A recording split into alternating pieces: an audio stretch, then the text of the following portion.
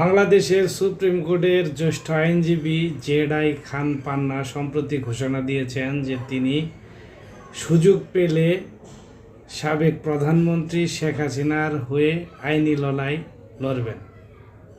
চলুন তার কথাটা আগে শুনে আসি। যদি সুযোগ হয় শেখ হাসিনার পক্ষে করব,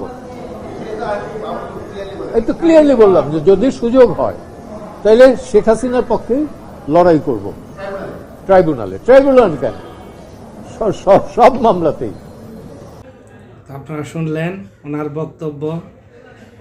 মাত্র কয়েকদিন আগেও কিন্তু জেডাই খান পান্না আওয়ামী লীগের বা শেখ হাসিনার সমালোচনা করছেন।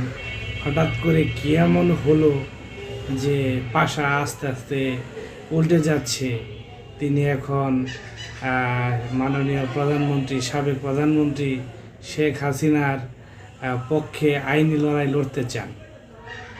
বিষয়টা সুশীল সমাজে যারা আপনারা আছেন তারা কোন দৃষ্টিতে দেখতেছেন কমেন্ট করে চাইলে জানাতে পারেন। ধন্যবাদ সবাইকে।